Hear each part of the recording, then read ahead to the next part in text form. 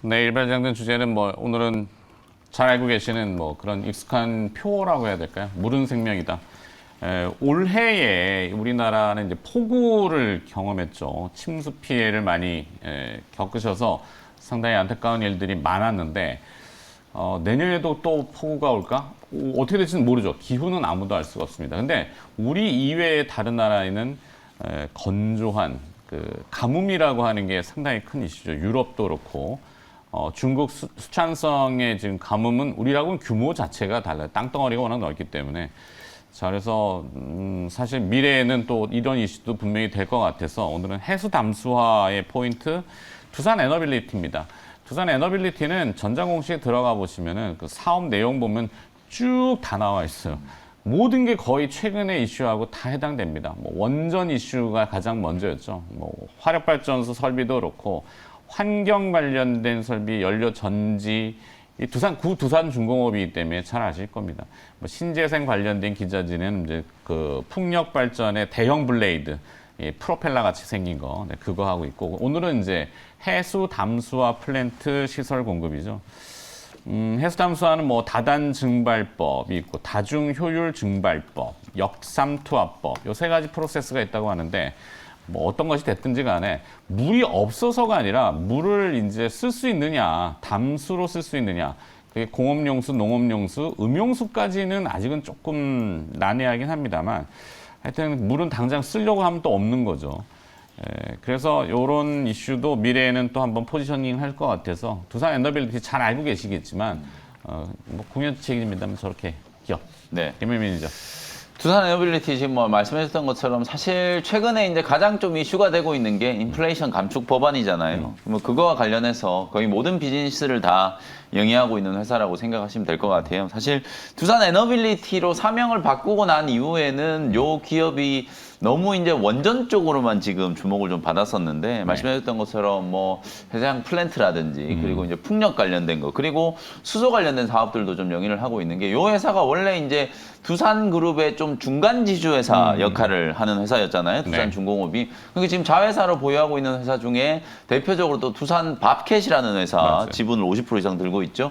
그리고 또 두산 퓨얼셀 네. 수소 연료 전지 관련된 또 기업의 또 최대주주이기도 하고요. 그러다 보니까 뭐 사업 포트폴리오 전체적인 측면에서 봤을 때는 아무래도 이제 어제 제가 이제 포스코 그룹의 에너지 관련된 사업을 이제 담당하는 게 포스코 인터내셔널 뭐 이렇게 말씀드렸던 것처럼 두산 그룹의 에너지 사업을 총괄하고 있는 기업이 바로 이제 두산 에너빌리티다 이렇게 이제 말씀을 좀 드려보고 싶고 아무래도 이제 또 소형 원전 SMR과 관련된 이제 기대감이 상당히 좀 큰 것 같아요. 뭐 오늘 이제 해수 담수화와 관련된 이제 이슈를 좀 말씀해 주셨지만 어쨌든 뭐 지금 매출에 가장 좀 주력으로 좀 키워나가야 될 부분들, 그리고 이제 정책적인 어떤 이슈까지 이제 조금 가미가 좀 되어 있는 분야가 SMR 쪽이라고 이제 보여지기 때문에 특히나 두산 에너빌리티 같은 경우에는 우리가 이제 반도체만 파운드리 얘기를 할 게 아니고 원전 같은 경우에도 마찬가지예요. 파운드리 얘기를 또 좀 해야 되거든요. 네. 특히 이제 설계 기술만 가지고 있는 원전 기업들이 많은데 그 원전 기업들의 설계 도면을 그대로 이제 말 그대로 구현시켜 줄 만한 그런 이제 기업이 두산 에너빌리티와 같은 이제 그런 기업이기 때문에 순수 이제 발전 설계를 하는 기업들의 파운드리 역할을 하는 기업으로서 향후 몇 년간 이제 좀 각광을 받을 수 있는 가능성이 상당히 좀 높다. 뭐 그런 측면에서 봤을 때 저는 상당히 좀 안정적인 포트폴리오를 가지고 있는 기업인데 아무래도 이제 우리가 두산 에너빌리티라고 하면 이제 주가가 조금 이제 무겁게 움직인다라는 그런 이제 선입견이 있잖아요. 근데 이제 실적이 턴어라운드 되는 속도가 상당히 좀 빨라질 수 있다라는 기대감이 좀 있기 때문에 특히 이제 어제 오늘 같은 이런 이제 불확실한 상황 속에서 최근에 외국인들이 정말 밑도 끝도 없이 계속해서 꾸준하게 러브콜을 좀 보내주면서 수급이 이제 좀 붙어 있는 이런 종목들은 뭐 조금 방어적인 역할을 하면서도 주가가 좀 탄력적으로 좀 올라갈 수 있는 최근에 뭐 어제 말씀드렸던 포스코 인터내셔널, LX 인터내셔널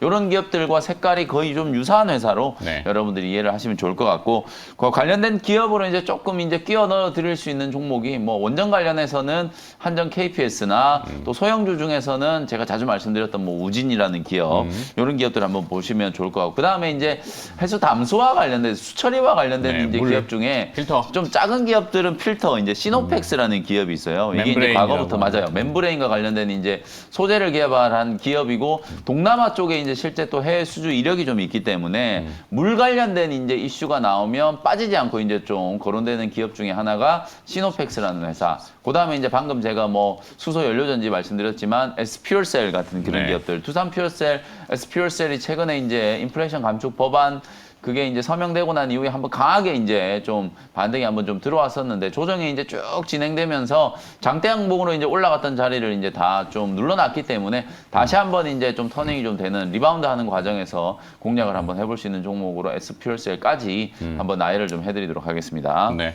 뭐 당장 오늘 뭐 물 얘기가 아니라 이제 미래 이게 자꾸 반복적으로 저희가 에너지, 식량 그리고 또 뭐 기후 위기 이미 뭐 체감하실 거예요. 별 희한한 기후를 다 보겠다고 하시겠지만 이게 이제 일상이 되다 보니까 내년에는 또 어떤 기후가 어떻게 될지 아무도 알 수 없죠. 근데 유럽 지역의 그 이 가뭄, 뭐 영국 같은 경우 미용실에서 머리 2번 감기면은 네, 벌금 내고 맞아요. 그러잖아요. 우리도 한때 기억하실지 모르겠지만 90년대에 생수로 머리를 감은 적이 있어요.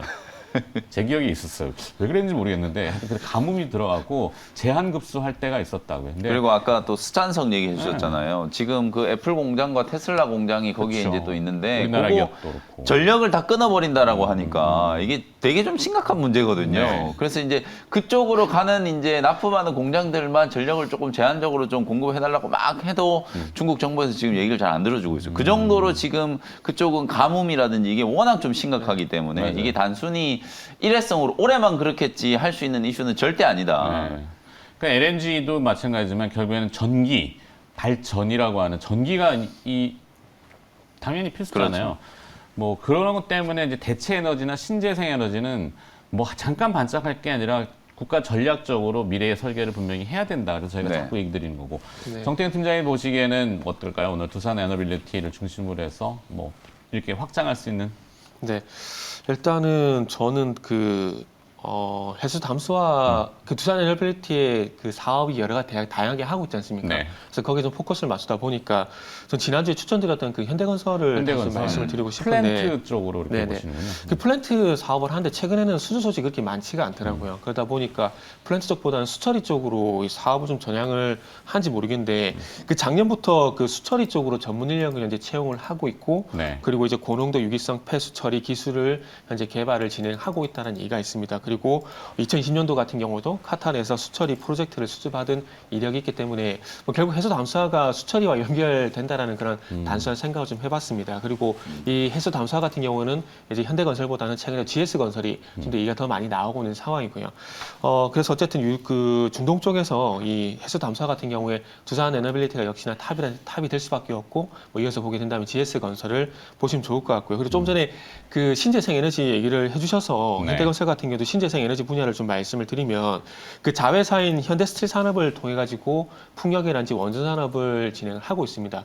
풍력 같은 경우에는 저도 최근에 좀 알게 됐는데 그 제주도 쪽에서 100메가와트급 제주 한림 해상 풍력 단지를 현재 조성을 하고 있는 상황입니다. 그래서 여기에 기자재 공급이란지 기자재 공급이란지 유지 보수 같은 경우는 두산 에너빌리티가 담당을 하고요. 네. 그리고 풍력 발전 시스템 설치 공사 같은 경우에는 이 현대건설이 담당을 합니다. 근데 이 풍력 발전 시스템 설치 공사를 진행할 때 그 해상 풍력 설치 전용선을 현대스틸 산업이 가지고 있는데 이 현대스틸 산업이 가지고 있는 설치 전용선을 이용을 해서 풍력 단지 설치 공사를 진행을 한다라고 요즘 합니다. 전선업체 발주 꽤 네. 많이 있는 걸로 알고 있는데. 네, 그래가지고 그쪽을 진행을 하기 때문에 뭐 이제 현대건설 같은 경우는 이제 건설, 원전에서 이제 풍력 같은 경우 특히나 해상 풍력 같은 경우는 앞으로 많이 조성이 될 건데 해상 풍력 쪽에 어쨌든 자회사를 통해서 앞으로 많은 수주가 좀 이어지지 않을까라는 그런 생각이 좀 들더라고요. 그래서 이런 풍력 쪽도 있다는 사업을 하고 있는 부분들을 좀 보시면 좋을 것 같고 그리고 뭐